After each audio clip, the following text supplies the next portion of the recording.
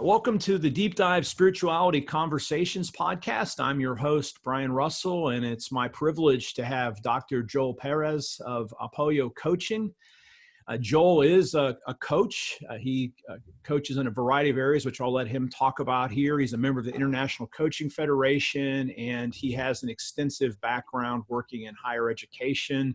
And he's a Christian, a brother in Christ here. And I wanted to have a conversation with Joel about one of his specialties, which is cultural competence. So Joel, thanks so much for being on the show today.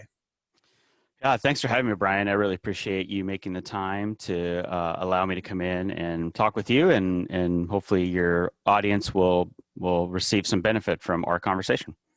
Yeah, and tell us a little bit about your coaching practice and how you came to have the name Apoyo.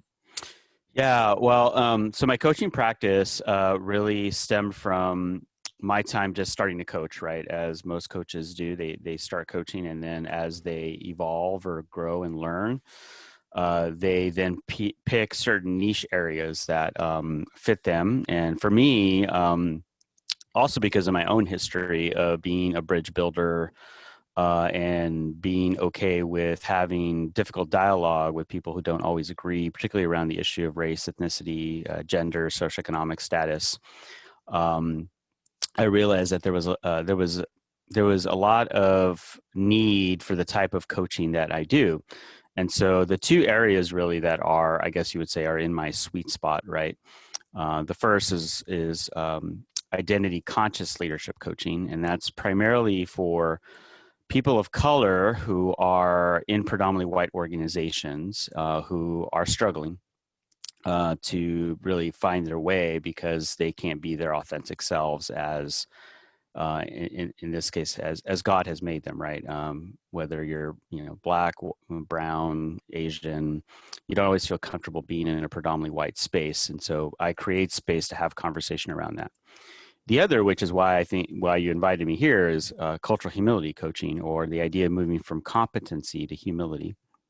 And that's for white people who want to get better around the areas of race, ethnicity, or equity, inclusion, diversity, but don't always know how to do that, or don't feel like they have the space to really ask hard questions. And so I come in and help hopefully provide that space. And so I walk people through a process who are already on their journey, then they want to get better around becoming a social justice advocate, an ally, come to better understanding, better serve the people of color in their organization or congregation.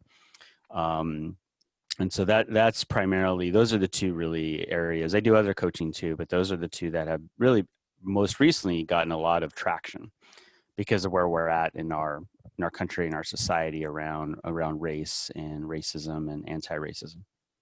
Yeah, I'm really grateful for your work in this area. And one of the reasons I wanted you to come on was to actually help my audience to actually function more effectively and be a force for the gospel, a force for good, a force for reconciliation. And just it's a little bit of backstory, so let the listeners get to know you a little bit better. Can you just speak briefly about your journey into the Christian faith or as a Christian, and how that's led you into first career in higher education and now into coaching? Yeah, well, I grew up in a Spanish-speaking church. I was as a baby or as a kid, I remember sleeping on pews. I am a product of the Assemblies of God. So I have a Pentecostal background, Spanish-speaking, very charismatic. Immigrant church. And that was my whole life until I went off to college. And I did my undergraduate work at Biola University out here in Los Angeles, which if you're going to put it on the spectrum of theology would be fairly, well, some would say conservative, right? And it was during that time that I really came to realize how different, or that there was difference in the church body around particular issues or views of issues. So being charismatic at Biola wasn't always didn't always feel widely accepted. So when I talked about speaking in tongues, folks were sort of wigged out by that. And so I ended up getting in some theological conversations with peers. And then on top of that, being one of the few at the time, one of the few Latino students or Hispanic students, also made me feel like I stood out and at times isolated. So you put those two things together, and it makes for an interesting experience being at a place like Biola, which was predominantly white and conservative and maybe Baptist, I guess. I don't know. I mean, I don't know at the time kind of where that spectrum was there. But it was during that experience that I realized that God had really made me who I am, and that I need to be proud of that. He made me as a Mexican American, son of immigrants, first generation college student. Spanish was my first language, and that I need to not be afraid, not shy away from that. But that's how God had uniquely made me, and I needed to embrace that.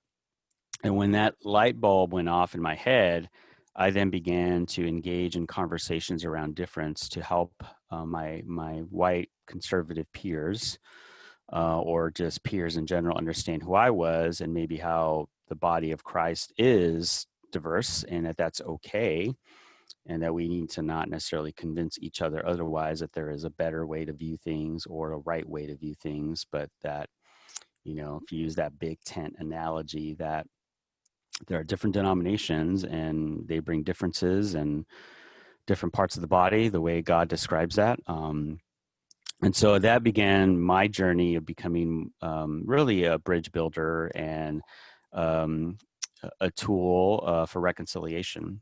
And at the time, Promise Keepers was pretty popular, and so there was a lot of talk around reconciliation. And so I engaged in those conversations of being in that space, and became a real strong student leader and advocate. And really what led me to pursue higher education or work in higher education, or what I would say my vocation at the time, was because I didn't see a lot of people who looked like me or thought like me in administrative or faculty roles at places like Biola or Azusa Pacific, where I did my master's, or some of the other places.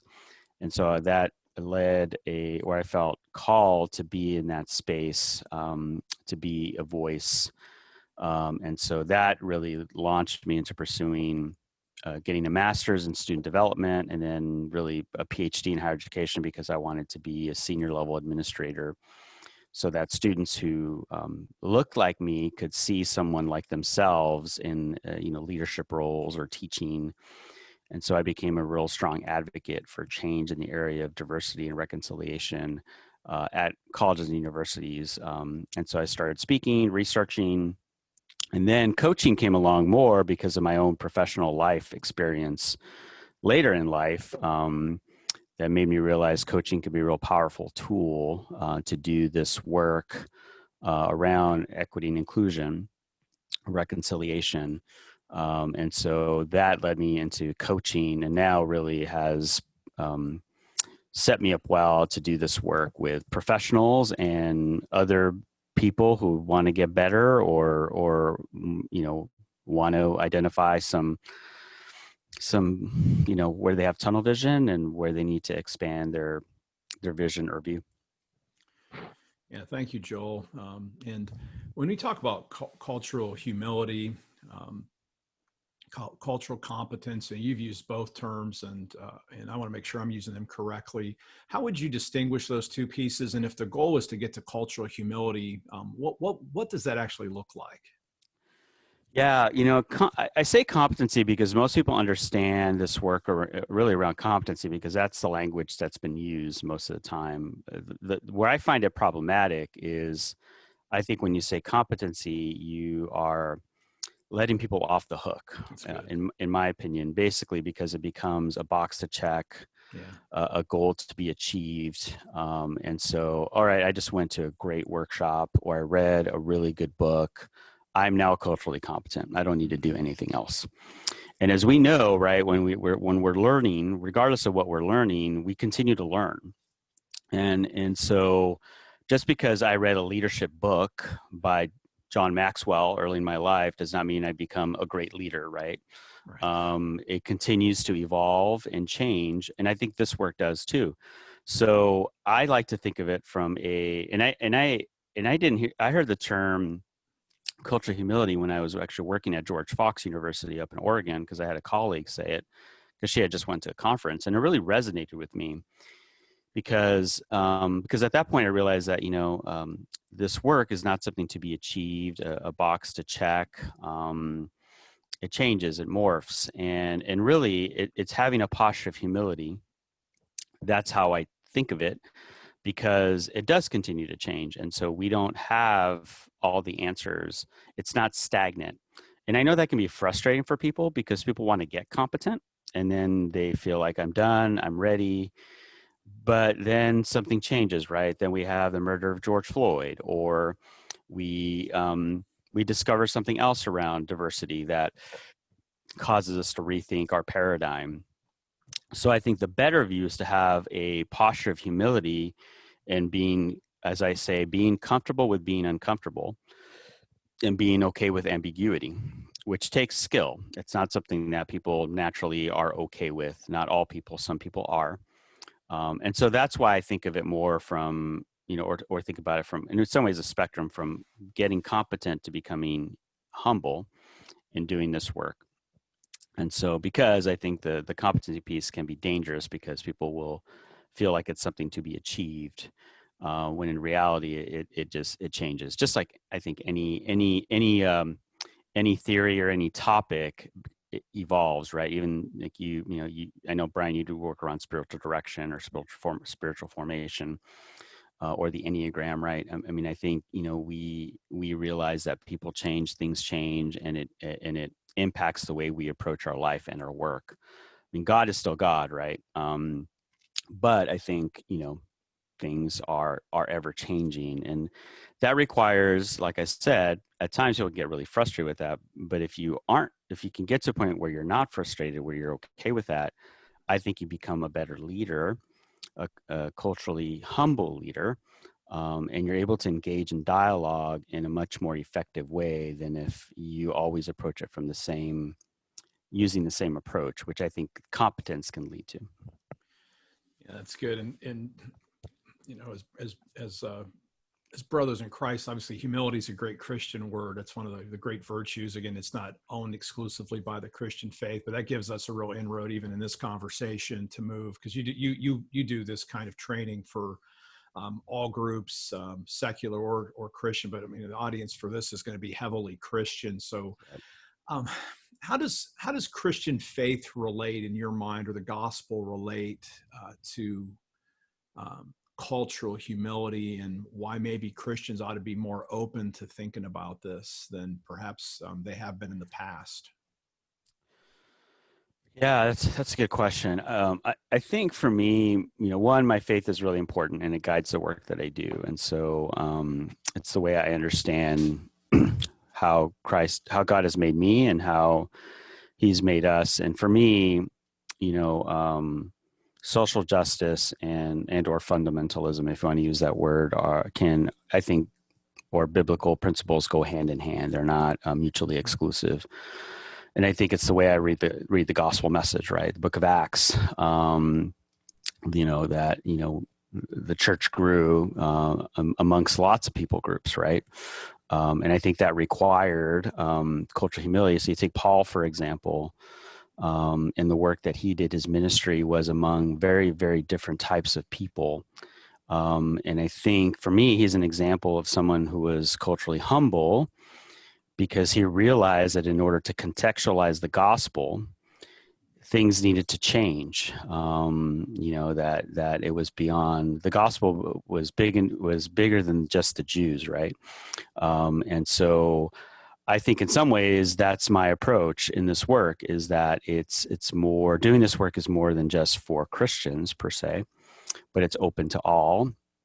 And I know sometimes people, and not everyone's going to agree with me in your audience. I think there'll be some who will feel like, no, that's wrong, or you're over contextualizing.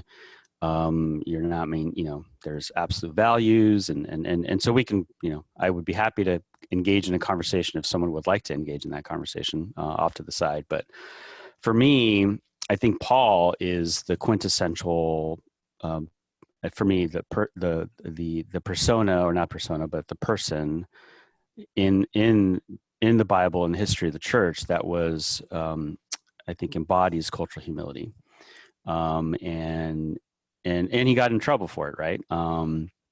And so that's how I approach it, and that's how I approach this work, and that's how I see the gospel informing the work that I do in coaching, as well as just the way I think about other issues, societal issues, and that's, that's how I walk into those conversations. Yeah, it's good. It's good bringing the theology in there. I mean, we have the ultimate model, Jesus being God, Word becomes flesh, and dwelt among us. You mentioned Paul. Paul says, "I become all things to all people, so that by all possible means I might save someone." Even in my own missional work, I often tell students, and I actually, when I was listening to you speak, this popped into my head because I never actually thought about this in terms of cultural humility, but I always ask students when they think about their churches, just think about everything that you do, your practices, the language that you use, the songs that you sing, and ask yourself this: what does a person who's not already a member have to become in order to hear the gospel from us? Whoever the us is. I didn't give this in advance. What does that sound like? A helpful question to get a starting point to try to think about what are the barriers that whether we consciously or unconsciously put up that perhaps block persons that may be different from participating?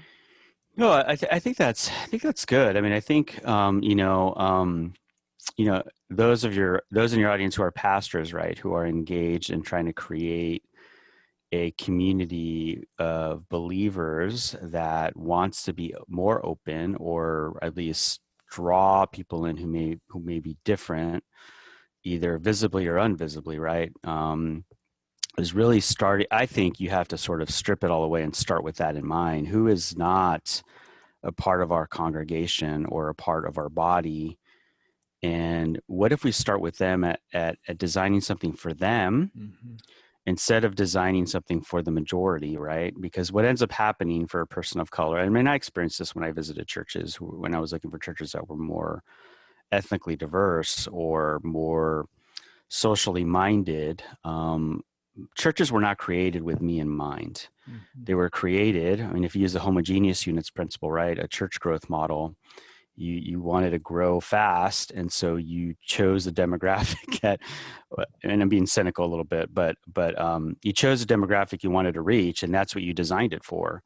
So if you're going to use a U.S. context, a church early model, if you use a homogeneous units principle, if you wanted to attract white people, you needed to make it look white and feel comfortable for white people. Well, what if you kind of threw that out and ask people like me or who are different and say, okay, if we were to design something for you, what would it look like? And then ask the majority culture to maybe be okay with that. And I know those are hard conversations for churches to have, but I think it's worth it. If you want to develop a more multiracial, multi-ethnic church, you have to really strip away everything that you thought was a good way to do church. Because if you want people to feel truly at home, who don't look or feel like, or don't look like people in your majority of your congregation, then you need to design something totally different. And that's why reconciliation is so important in the work that we do, because in my opinion, you need to have that in mind. And if you don't want to have that in mind, that's fine, but then don't pretend that you're going to be a multi-ethnic church, because you're still, I mean, if you become aesthetically multi-ethnic, your structure, your leadership structure may still feel white. Yeah. And people may not. So I go back to how I wanted to be an administrator, right? I wanted to be someone who people who look like me, students who look like me, can see themselves. Well, if you have congregants who don't see themselves on the pulpit or in leadership or leading worship or whatever it is that whatever those positions are, they may not feel fully connected. And so, I mean, we're having the same conversation at our church. We want to be more socially justice minded. but yet our power structure tends to be mostly white dominated. So what do we need to do to really just shift that in order to create a more, at least what we would consider inclusive community? And so, I mean, the research that Michael Emerson, Kevin Doherty, Kevin Doherty and folks at Baylor, Michael Emerson's at University of Chicago. University of Chicago, Illinois. I mean, they're doing a lot of good work around congregations that are multi-ethnic or lack of being multi-ethnic and yet are trying to be multi-ethnic. And, it's hard work.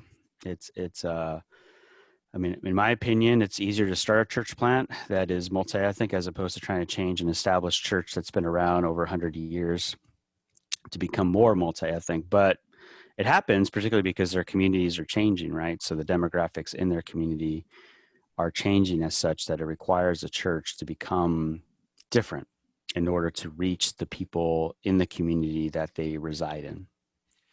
Yeah, you hit on some really good things. I mean, because it's always, I always joke that if you plant a church, you can create your own mess. If you inherit a church that's been around for a long time, you actually have to work on, they both have their own challenges. But a lot of the folks that are listening are, again, I have a lot of United Methodist pastors. I don't have exclusively that in my audience, but that's essentially that's a long-standing denomination, and communities can change. And so when we're talking to persons that may be in contexts that aren't on a startup phase where they have the ability to actually put in the racial diversity right into the DNA from the very beginning, or cultural humility. I'm sorry, I got the words wrong that time. Sure. What would be the blind spots? I mean, you named kind of some obvious things. Is like, if everybody up on the platform is of one ethnic group, you're going to have a hard time reaching others. But what are some blind spots that you find trip people up as they're trying to navigate to being more inclusive? Well, from a coaching perspective, I think as I've met with clients, it's one, identifying their own biases first. And so one of the things I do with clients is I have them take 3 of the assessments that Harvard does around the implicit bias association tests. So I have them choose 3, whichever 3 they want, and then we unpack that. Because I think it's important to recognize that I myself have biases. And so I will acknowledge that. Just because I'm Mexican-American, person of color, grew up in poverty, I still have biases, right? And I think it's important for us to acknowledge that. Once you do, then it's saying, okay, so if I have these blind spots or these biases, how do they manifest themselves in the work that I do? So that word work, right? So if it's pastor, if it's, corporate leader, if it's nonprofit leader, when I walk into a meeting and say, everyone in the room is, or there's one woman in the room or one woman, and I use certain language that maybe makes them feel isolated or demeaned, not because I intended to do it, but because I've always done it this way. When you start to recognize your biases, then you can start to figure out how to dismantle them and build yourself back up again from a coaching standpoint. So one of the things that trips people up, I would say, is that, one, not recognizing they have biases. That, so if you take the homogeneous units principle, which was taught very often early on in seminaries, right? That's how you do church growth model, right? So what are my biases because I've been taught that? And I don't necessarily know what the answers are to that question I just asked, but acknowledging that, okay, now how do I strip those down? Or how do I peel the layers back in the onion so I could figure out, okay, how do they manifest themselves, and how do I, as Bob Newhart would say, stop it, right? And that's where I want to get people to in coaching is, okay, this is where mindfulness comes in, is really helpful, because you start to realize you need to pause before you walk into a situation where you might say something stupid. So I think, going back to your original question, is acknowledging that we have biases.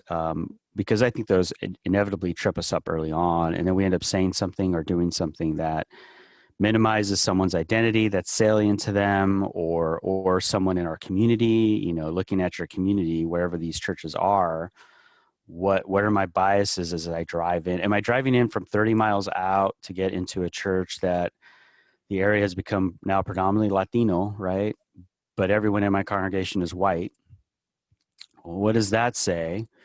Why is that happening? Or why, yes, the demographics have changed, but why has my church body why has the makeup of my church body not changed, even though I'm in this community?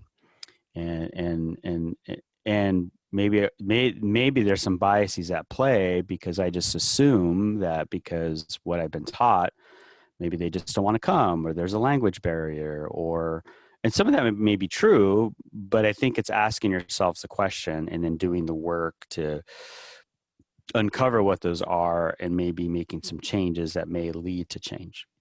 So when we're doing the work, this is the I guess the harder question. How do you find a space? 'Cause sometimes it's been polarized. It's 2020 when we're recording this, so this has been a challenging year on multiple levels. But we've seen a lot of polarization, not just, on almost every category, that we tend to be split, so we can't even talk to each other. And sometimes, when we're talking about cultural humility, you hear extreme positions, like some folks will say all white people are racist, and then you'll hear on the other side there'll be essentially a denial of bias, or even or white privilege, or denial of systemic racism.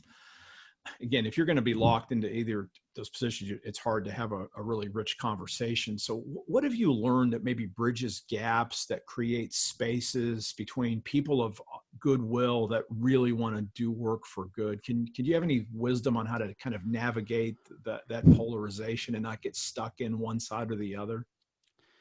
Yeah, I think, and I'm going to try not to oversimplify this. It may come across as oversimplification. But I think it comes back to the humility piece, in that, are you humble enough to walk into a space to have a conversation where you may not be right? Yeah, that's good. And on both sides. Yeah. And so this work, cultural humility work, is not just for white people, it's also for people of color. Mm-hmm. I think, I'll just admit for myself and some of my colleagues that are of color will not agree with me. But as I've read Ibram Kendi's book, Dr. Kendi's book around how to be an anti-racist, he very plainly puts that people of color can be not just, but racist, just like white people.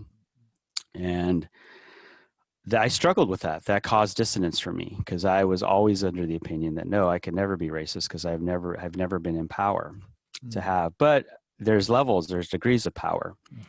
So I know that I need to come into this work with a posture of humility, knowing that I have some biases, I have some racist tendencies, even as a Mexican American male. The one thing I didn't say early on is, your audience can't see me, but I present white.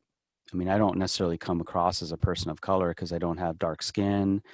I don't speak with an accent. People don't generally, don't, unless I tell them Spanish is my first language, they don't just assume that, because there's some assumptions made if Spanish is your first language, which means you may speak with an accent, right?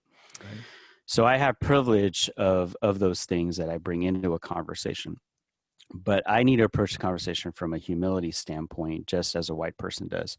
So the spectrum or the dichotomies of, being totally anti-racist or racist or systemic racism exists, it doesn't exist, is being able at a point where you can walk into a conversation and say, you know what, I may not be right about this, but I want to learn, right? So talking about humility, it's having a posture of learning and being okay with not having all the answers, or not being able to get to all the answers in 1 hour, which I think a lot of us sometimes sit in a workshop or read a book and feel like, I want the answers, just tell me what to do.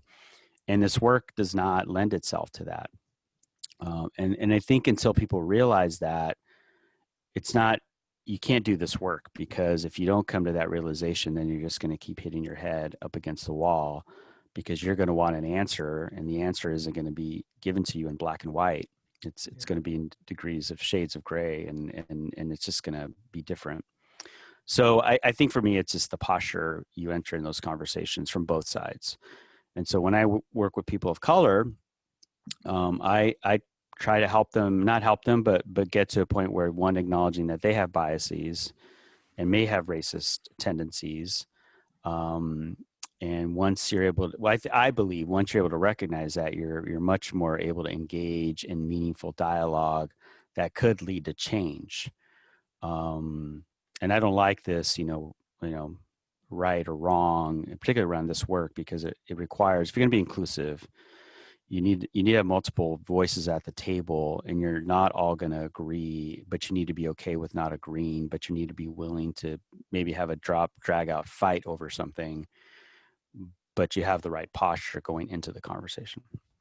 I think it's really helpful in the posture, and like what I think theologically, I always think about. I mean, the core identity of all of us is we're persons loved by God. We're created in God's image. So in a sense, if I'm going to have a conversation with another person, I mean, I'm just thinking I have to be able to draw a circle that we're both inside the circle. So it's not inside or outside, or as a starting point, and then we can talk about differences from within that. So I want to be fair to your time this morning. If I'm a pastor or a Christian business owner, and I want to be a force for good, and I want to be part of the solution, again, whether I'm in an area where I'm in a very diverse area, or whether I'm in a pretty much homogeneous area, it just kind of depends on where somebody is in the country. What would be some next steps that would help me to be the kind of Christian that Jesus wants us to be, that a person who's able to serve all people, break down boundaries, and actually model cultural humility as a real virtue, in anticipation of what we see in the scriptures, where it's going to be people of every tongue, every nation worshiping in the throne. How can we begin to see that? And what are some next steps to begin to see that? Not just in heaven someday, but in like, let's say 2021, maybe. That'd be wonderful, right? So. Yeah, that's good. I mean, it all depends on what what the person wants to do, right? How they want to engage in making change in their own life. I think so. I always now, I shouldn't say always. I think now I shudder from saying you should read this book or that book, because I think the danger in that is people will read and then feel like, all right, again, I've checked a box, right? But I think this isn't my approach. It's someone else's who introduces to me. But I think this work requires community. I think you do it in groups or with someone else. If you're not using a coach, right? If you're doing it on your own, it's bringing someone in with you. And it could be reading a book, or it could be listening to a podcast and just having a real frank discussion, and inviting others who may have a different view of your own, maybe a person of color, a woman of color, who is willing to sit with you and kind of, be willing to have hard conversations with you, and you being open to those conversations. So the one podcast that I really like, and I know probably some people may not like it, but the podcast is Seen on Radio, SCENE Radio, but the title of the podcast is Seeing White, CESEEINGWHITE. And it's put out by Duke's Center for Documentary Studies. And it's a history. I mean, there's different episodes within. Well, there's one. The first season is really, really deep. It's about seeing white and whiteness, someone's experience. And then the most recent one's about democracy, and particularly our history in our country, the history in our country that some people don't always know about. But I think doing things like that, and then you engage in dialogue and discussion, is really helpful. Now, coaching, I would say, and I think, Brian, you would agree with me, can be a really powerful tool for anything, right? When you pair coaching with what people are learning, I think it helps people really learn the material and begin to apply it, because it provides the accountability. So the process I walk people through is, we do a questionnaire before the first session, and then we unpack it. And then I have them take the Intercultural Development Inventory, which is a tool. It's not a perfect assessment, but, or the IDI. And then the next 2 sessions, we unpack it and talk about goals. The 4th session's about the implicit bias association test and how that bias shows up in the work that we do or how we live our lives. And then the last 2 sessions really around goal setting and figuring out how to move forward and what accountability needs to be put in place. And then of course the check-ins and all that. So I think that's one way, but I think the first, if you're like, nah, I'm not ready for coaching, that's kind of weird, or I don't want to, don't have the resources, is to do this in community. So one thing we did at our church, I facilitated a conversation because I had a desire. Is I used How to Be an Anti-Racist book with about, it ebbed and flowed. We did, I think we did 6 meetings, 2 or 3 chapters at a time that I facilitated and just had dialogue. And I facilitated, and people came in and out. I think that's one way a church can engage. And so I think those are some practical steps your listeners can take. There's always, and now there's of course lists of books you can read and things you can read, things you can listen to, webinars you can go to, which I think are great and are good resources. But again, I think you need to do those in community, so you're not doing this isolated, because then you could potentially allow your own biases to show up again. And I think with this work, you need to be open to being challenged. If you're going to really maybe at least think about how you may need to change. Yeah, and again, you've been very humble here. It's like you would take clients, like if pastors wanted to get in touch with you to work with them through this. I've known you for a while. We have always had great conversations on coaching. I know how effective you are. So if somebody wanted to get in touch with you and learn a little bit more about the work that you do and your coaching services around this particular area, or even general coaching conversations, but in particular around cultural humility, how would they get in touch with you, Joel? Well, the easiest way is the website. So it's apoyocoaching.com, and there's, link to my calendar if you need to schedule a time to talk. And so email is always good too. So, Joel Pérez, D as in David and P as in Paul @gmail.com. I respond to email fairly well. But if you just want to put yourself on my calendar, you do that through my website. We can talk further. All right, and want to ask you about some resources. I know we're drawing down to the end here. I want to give you a chance to do a couple different things. What would, for persons that are specifically interested in cultural humility, what would be some books you'd recommend? And then beyond that, when you think about your own Christian journey, what would be a couple of books that have really shaped you personally? Yeah, I think resources around cultural humility. I have a couple of blog posts on my website that point to some resources. I'll link to those then. Yeah. But it's How to Be an Anti-Racist is a good book. I know that some people may not want to engage in that. The Color of Law, if you want to look at history around just how our cities were shaped. And not so positive ways. And there's some videos on that as well that are fairly accessible. The 2 books that I would recommend around bias are Blind Spot is one, just the word blind spot, which is about the implicit bias association test and the research at Harvard. The other one is called Biased, BIASED. For a Christian, the one that's been, and this is probably your audience will know this right away when I say it, but and of course now the name of the book just escaped my mind. It's Divided by Faith, Michael Emerson's book, which is now old, but and I think in the next 6-8 months they're publishing the follow-up study that they just concluded over the last 6 months to that book. I don't know if they're going to call it like Divided by Faith 2 or I don't know, but that book was really helped me think about the way our churches were established, and how divided our our faith is really around this issue around race. I think, if you're looking for authors of color who may challenge you, Brenda Salter McNeil just released a book, and I just forgot the name of it. But she, at least the way I understand this book, is she's tired of how the church has not changed for such a long time, and it's her basically reckoning with that. Sung Chan Ra's book, The Next Evangelicalism. A more recent book by a real good friend of mine, Robert Chow Romero, which is called Brown Church.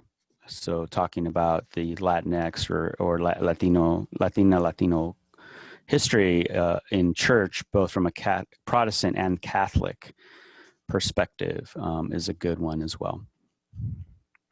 Any books that have helped you personally grow in your faith that not necessarily culture, humility books? Any couple things that have really shaped you?